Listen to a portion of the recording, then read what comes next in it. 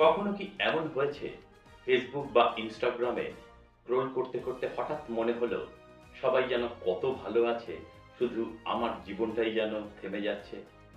কেউ বিদেশে ঘুরছে, কেউ নতুন গাড়ি কিনছে, কেউ সাফল্যের গল্প লিখছে, আর অজান্তেই নিজের জীবনটা যেন ছোট মনে হতে শুরু করছে আমাদের নিজের কাছে।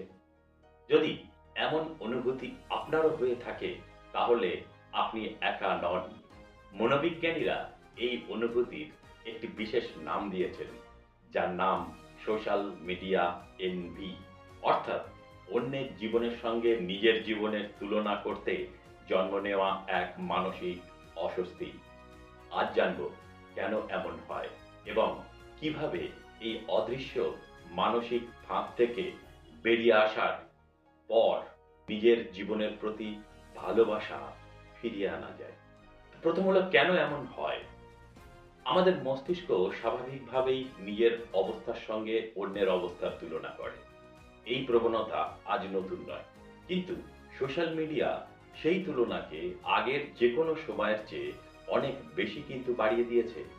কারণ আমরা এখানে যা দেখি তা হলো মানুষের জীবনের সবচেয়ে সুন্দর মুহূর্তগুলো, সফলতার ছবি, ভ্রমণের ছবি, হাসি মুখ, উৎসব, অর্জনের গল্প। কিন্তু আমরা দেখি না তাদের ব্যর্থতা, তাদের একাকিত্ব, তাদের চোখের জল, অথবা তাদের সংগ্রামের সেই সব দিনগুলো। অন্যদিকে নিজের জীবনকে আমরা দেখি সম্পূর্ণ বাস্তব রূপে। এই অসম তুলনাই ধীরে ধীরে আত্মবিশ্বাস কমিয়ে দেয়। মনে হয় আমি বুঝি ভালো নই।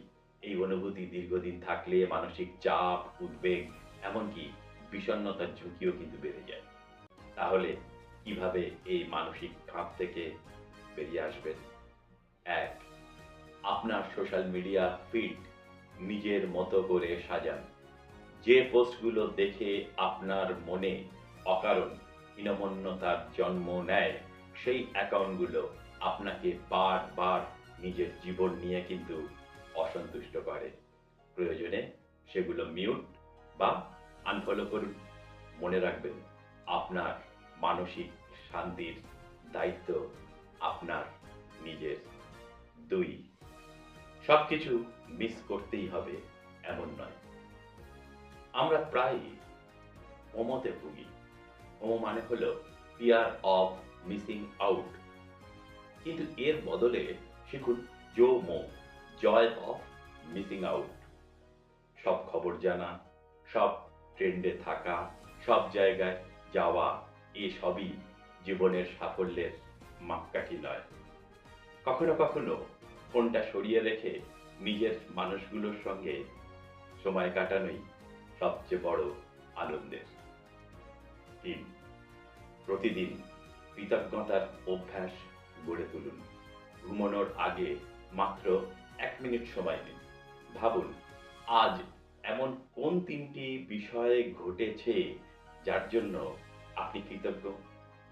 হয়তো পরিবারের হাসি, হয়তো একজন বন্ধুর খোঁজ নেওয়া, অথবা সুস্থভাবে আরেকটি দিন কাটানো। যখন আমরা নিজের আশীর্বাদগুলো দেখতে শিখি, তখন অন্যের জীবন আর এতটা গুরুত্বপূর্ণ মনে হয় না। তো মনে রাখবেন, সোশ্যাল মিডিয়ায় আপনি মানুষের জীবনের কয়েকটি সুন্দর মুহূর্ত দেখেন, কিন্তু নিজের জীবনের পুরো গল্প জানেন একমাত্র আপনি। তাই অন্যের সঙ্গে নয়, গতকালের নিজের সঙ্গে প্রতিযোগিতা করুন। আপনার যাত্রা একান্ত আপনারই। নিজের গতিতে এগিয়ে চলুন, হয়তো একটু ধীরে, কিন্তু নিশ্চয়ই শান্তিতে।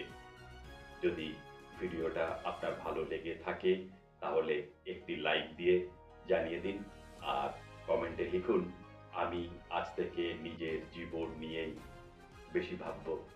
আর এমন মন ভালো করা ও জীবন বদলে দেওয়া ভিডিও নিয়মিত দেখতে আমার সাথে থাকুন। ধন্যবাদ। ভালো থাকুন, সুস্থ থাকুন।